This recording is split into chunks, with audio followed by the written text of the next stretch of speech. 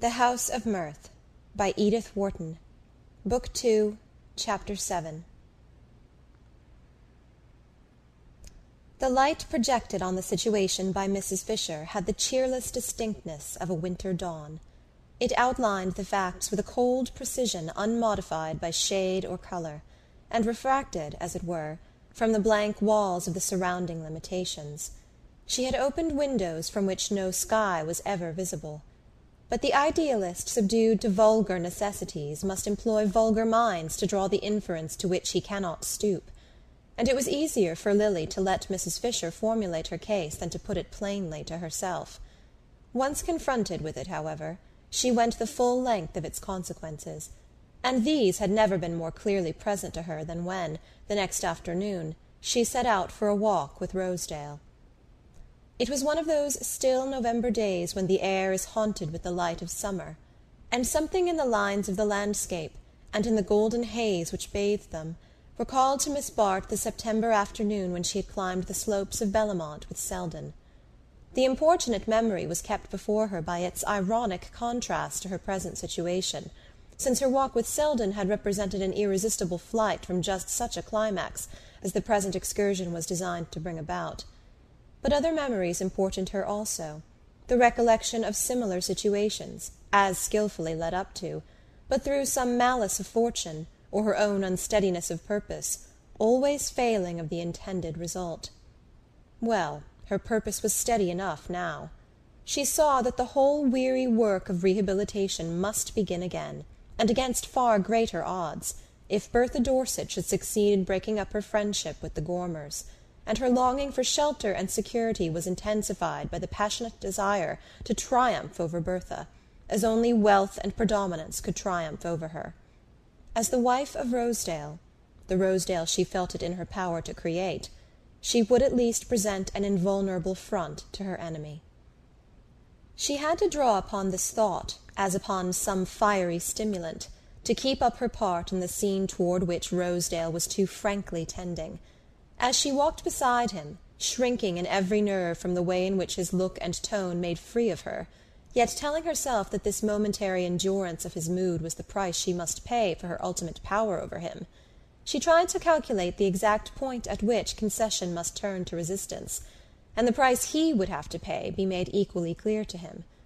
But his dapper self-confidence seemed impenetrable to such hints, and she had a sense of something hard and self-contained behind the superficial warmth of his manner. They had been seated for some time in the seclusion of a rocky glen above the lake, when she suddenly cut short the culmination of an impassioned period by turning upon him the grave loveliness of her gaze. "I do believe what you say, Mr. Rosedale," she said quietly, "and I am ready to marry you whenever you wish." Rosedale, reddening to the roots of his glossy hair, received this announcement with a recoil which carried him to his feet, where he halted before her in an attitude of almost comic discomfiture. "For I suppose that is what you do wish," she continued, in the same quiet tone. "And, though I was unable to consent when you spoke to me in this way before, I am ready, now that I know you so much better, to trust my happiness to your hands." She spoke with the noble directness which she could command on such occasions, and which was like a large steady light thrown across the tortuous darkness of the situation.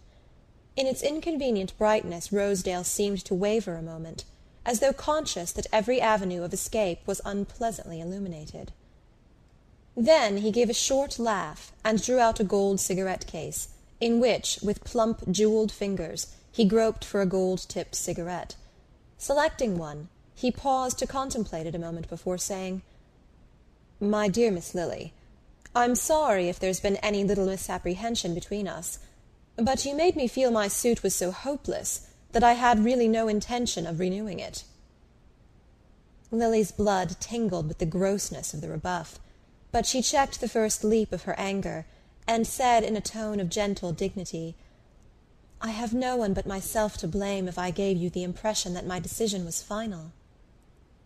Her word-play was always too quick for him, and this reply held him in puzzled silence while she extended her hand and added, with the faintest inflection of sadness in her voice, Before we bid each other good-bye, I want at least to thank you for having once thought of me as you did." The touch of her hand, the moving softness of her look, thrilled a vulnerable fibre in Rosedale. It was her exquisite inaccessibleness, the sense of distance she could convey without a hint of disdain, that made it most difficult for him to give her up. "Why do you talk of saying good-bye? Ain't we going to be good friends all the same?" he urged, without releasing her hand. She drew it away quietly. "What is your idea of being good friends?" she returned with a slight smile.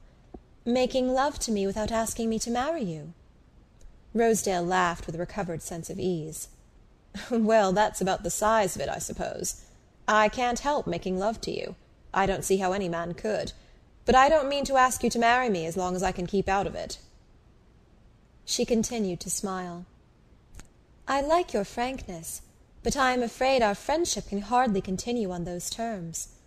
She turned away as though to mark that its final term had in fact been reached, and he followed her for a few steps with a baffled sense of her having after all kept the game in her own hands.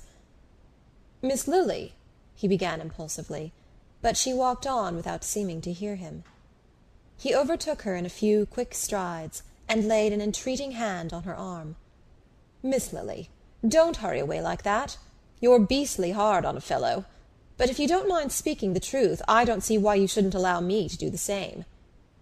She had paused a moment with raised brows, drawing away instinctively from his touch, though she made no effort to evade his words. "I was under the impression," she rejoined, "that you had done so without waiting for my permission." "Well, why shouldn't you hear my reasons for doing it, then? We're neither of us such new hands that a little plain speaking is going to hurt us. I'm all broken up on you. There's nothing new in that. I'm more in love with you than I was this time last year. But I've got to face the fact that the situation is changed." She continued to confront him with the same air of ironic composure. "You mean to say that I'm not as desirable a match as you thought me?" "Yes, that's what I do mean," he answered resolutely. "I won't go into what's happened. I don't believe the stories about you. I don't want to believe them. But they're there. And my not believing them ain't going to alter the situation."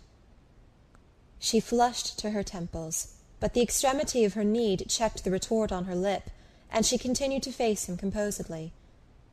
"If they are not true," she said, "doesn't that alter the situation?" He met this with a steady gaze of his small, stock-taking eyes, which made her feel herself no more than some superfine human merchandise. "I believe it does in novels, but I'm certain it don't in real life. You know that as well as I do. If we're speaking the truth, let's speak the whole truth. Last year I was wild to marry you, and you wouldn't look at me. This year, well, you appear to be willing. Now what has changed in the interval? Your situation, that's all. Then you thought you could do better. Now you think you can," broke from her ironically. "Why, yes, I do. In one way, that is." He stood before her, his hands in his pockets, his chest sturdily expanded under its vivid waistcoat. "It's this way, you see. I've had a pretty steady grind of it these last years, working up my social position. Think it's funny I should say that? Why should I mind saying I want to get into society? A man ain't ashamed to say he wants to own a racing stable or a picture gallery. Well, a taste for society's just another kind of hobby. Perhaps I want to get even with some of the people who cold-shouldered me last year. Put it that way if it sounds better. Anyhow, I want to have the run of the best houses, and I'm getting it, too, little by little. But I know the quickest way to queer yourself with the right people is to be seen with the wrong ones, and that's the reason I want to avoid mistakes." Miss Bart continued to stand before him in a silence that might have expressed either mockery or a half-reluctant respect for his candour, and after a moment's pause he went on, "There it is, you see. I'm more in love with you than ever. But if I married you now, I'd queer myself for good and all, and everything I've worked for all these years would be wasted." She received this with a look from which all tinge of resentment had faded. After the tissue of social falsehoods in which she had so long moved, it was refreshing to step into the open daylight of an avowed expediency. "I understand you," she said. "A year ago I should have been of use to you, and now I should be an encumbrance. And I like you for telling me so quite honestly." She extended her hand with a smile. Again the gesture had a disturbing effect upon Mr. Rosedale's self-command. "By George, you're a dead game sport, you are!" he exclaimed, and as she began once more to move away, he broke out suddenly, "Miss Lily, stop. You know I don't believe those stories. I believe they were all got up by a woman who didn't hesitate to sacrifice you to her own convenience." Lily drew away with a movement of quick disdain. It was easier to endure his insolence than his commiseration. "You are very kind, but I don't think we need discuss the matter farther." But Rosedale's natural imperviousness to hints made it easy for him to brush such resistance aside. "I don't want to discuss anything. I just want to put a plain case before you," he persisted. She paused in spite of herself, held by the note of a new purpose in his look and tone, and he went on, keeping his eyes firmly upon her.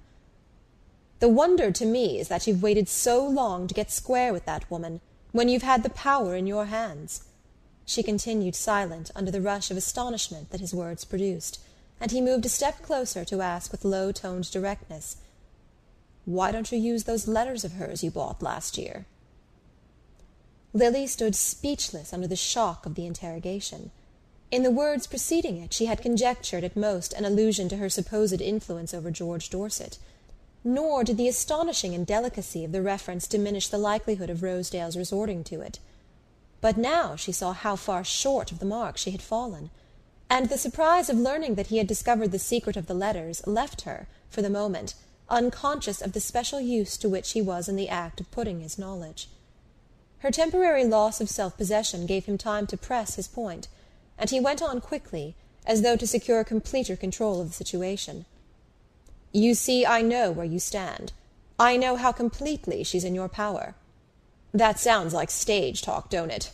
But there's a lot of truth in some of those old gags, and I don't suppose you bought those letters simply because you're collecting autographs."